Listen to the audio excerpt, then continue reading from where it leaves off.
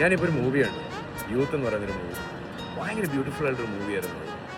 നമ്മുടെ ബോയ്സിൻ്റെയൊക്കെ സ്കൂൾ ലൈഫിൽ റിലേറ്റ് ചെയ്യാൻ പറ്റുന്ന ഒരുപാട് നല്ല നൊസ്റ്റാൾജിക് മൂവ്മെൻറ്റ്സ് അവർ അതിൽ കൊടുത്തിട്ടുണ്ട്. നമ്മുടെ സ്കൂൾ ഡേയ്സ്, എക്സാംസ്, ലവ്, നമ്മുടെ പേരൻസിനൊക്കെ ടെൻഷൻ, നമ്മളവർക്ക് പ്രൗഡ് മൂമെൻറ്റ്സ് കൊടുക്കുമ്പോൾ അവരുടെ ഒരു ഫീലിങ്സ്, അങ്ങനെ പല കാര്യങ്ങളും അവർ ബ്യൂട്ടിഫുള്ളായിട്ട് എടുത്ത് വെച്ചിട്ടുണ്ട്. സോ അത് കണ്ടുകൊണ്ടിരുന്നപ്പോൾ എനിക്ക് ഓർമ്മ വന്നൊരു കാര്യം എന്ന് വെച്ചാൽ, പണ്ട് ഞാനും അച്ഛനും അമ്മയും കൂടെ ഒക്കെ ഇരുന്ന് ഈ സ്കൂൾ കോളേജ് ലൈഫുള്ള മൂവീസൊക്കെ കാണുമ്പോൾ അതിനകത്ത് ചില സീൻസൊക്കെ വരും. ഈ ഒരു കുട്ടിയെ മാത്രം പ്രിൻസിപ്പൾ തിരഞ്ഞെടുത്ത് അവരുടെ പേരൻസ് വിളിച്ച് ഫയർ ചെയ്യുന്ന സീക്വൻസ് ഒക്കെ അമ്മ പറയും, ഈ ചെറുക്കനെ തുടങ്ങിയായിരുന്നു പണ്ട് അച്ഛനോട് പറയുന്നത്.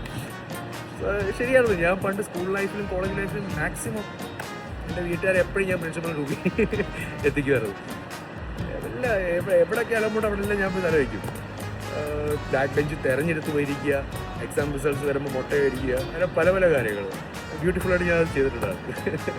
പക്ഷേ അമ്മ അത് തമാശയ്ക്ക് പറയുന്നതാണെങ്കിലും ഈ ഒരു ടൈമിൽ നിൽക്കുമ്പോൾ എനിക്കത് ഭയങ്കരമായിട്ട് റിലേറ്റ് ആവുന്നുണ്ട്. ഞാൻ ആ ടൈമിൽ കൊടുത്ത സ്ട്രെസ് അവർക്ക് എത്രത്തോളം എഫക്റ്റ് ചെയ്തിട്ടുണ്ടായിരിക്കും. ബട്ട് എന്തൊക്കെ പറഞ്ഞാലും by the end of the day ആ ഒരു എത്രയൊക്കെ ഞാൻ കൊടുത്തിട്ടുണ്ടാണ് രാത്രി ഞാൻ കഴിച്ചു എന്ന് ഉറപ്പ് വരുത്തിട്ട് അവർ കിടക്കത്തുള്ളൂ. അത് വേറൊരു കാര്യം. 2-3 ദിവസമൊക്കെ മിണ്ടായിരുന്നെങ്കിൽ 4-ാമത്തെ ദിവസം നോർമൽ കണക്കാവും. സോ ആരൊക്കെ വന്നും പോയാലും നമ്മുടെ പേരൻസ് നമ്മളോട് അവസാനം വരെ കാണും.